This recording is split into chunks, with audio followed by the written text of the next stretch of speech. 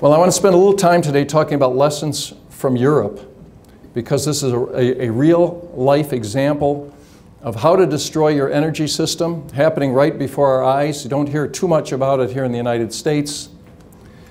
In 2000, Europe set up its European Climate Change Program, and the purpose there was to adopt measures to cut greenhouse gas emissions and to meet the Kyoto Protocol targets. And this was pretty much all across Europe. They had two main assumptions. First, that they would gain on world markets by being a first mover in green energy. And second, that hydrocarbons would become expensive, and therefore renewables, the gap would close and renewables would be able to compete. So what they did was do four things that I'll call the 4 steps to energy destruction. The first is they decided to subsidize and mandate renewables.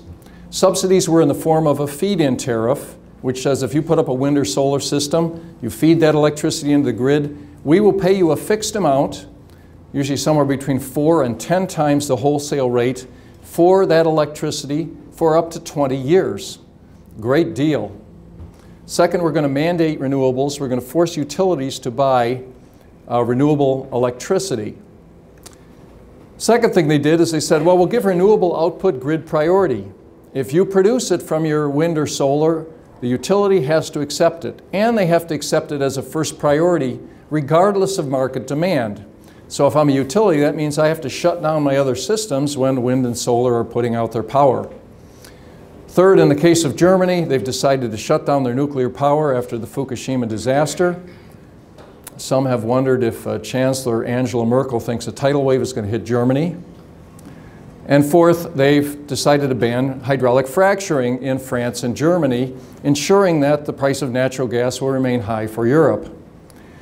So these things have resulted in some remarkable things going on. We've had solar mania in Germany. Germany put a feed-in tariff into place, paying people 5 times the wholesale amount for electricity generated by solar. It's resulted in more than 1 million solar installations.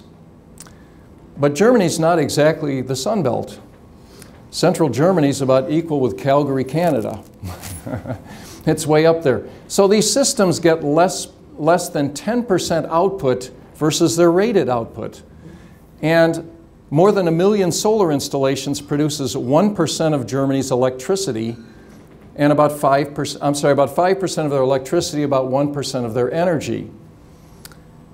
And it's cost over $400 billion in current payments and obligations. Jürgen Grossman, CEO of energy utility RWE, says, to produce solar power in Germany is as sensible as to grow pineapples in Alaska. We've had climate madness in Denmark in the form of wind turbines. What I've done in that map on the left is plotted all the wind turbine fields in Denmark, all those black dots. Denmark has erected more than 5,000 wind turbine towers, the highest density in the world, 1 for every 1,000 citizens, so that you now have a terrific view in every part of Denmark of a 300 to 500 foot tall wind turbine tower from your house, your beach, your forest, whatever. Now you'd think that 5,000 wind turbines would put out a lot of electricity, but you'd be wrong. In total, they put out about 1.2 gigawatts. They could all be replaced by a single conventional power plant that's as big as about one of those little black dots.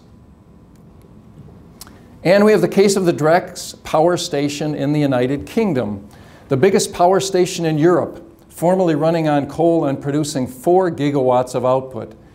Well, because the European community does not count emissions burned from wood, they're converting this plant to burn wood chips, converting about half of it. And because they don't have enough wood in Europe, they're shipping this wood 3,000 miles from Alabama and Mississippi. This conversion cost 700 million pounds to convert. It's getting subsidies of £1 billion a year, and it's doubling the electricity cost for the British citizens. And then we have the case of Spain. The solar operators in Spain did the miraculous. Between November 2009 and January 2010, solar installations delivered 4,500 megawatt hours between midnight and 7 a.m. Environmental groups rejoiced and wanted to spread this technology all over the world. But when they looked a little closer, they found that the solar operators had hooked diesel generators up to their solar systems so they could feed power into the grid, not only at night, but also during the day, because the Spanish government was paying 10 times the wholesale price for solar electricity.